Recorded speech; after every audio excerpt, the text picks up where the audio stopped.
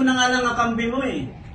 Di ba? Wala. So sabi ko sa sarili ko, yun. Ngayon, hindi ako nakapag-aral. Bakit? Marami kami magkakapatid.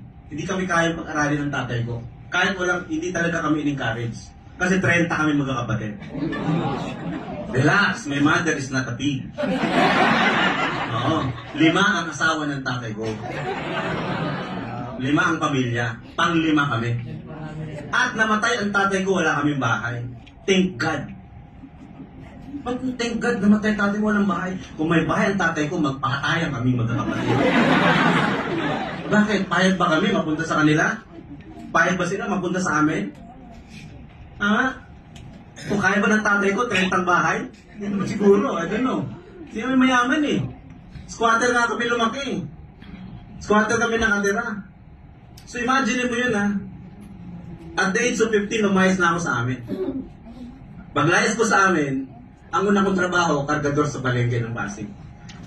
Unang-unang mindset, success is all about mindset. Pag hindi mo isa-set ang mind mo for better, not for worse. You'll get the smart. Okay?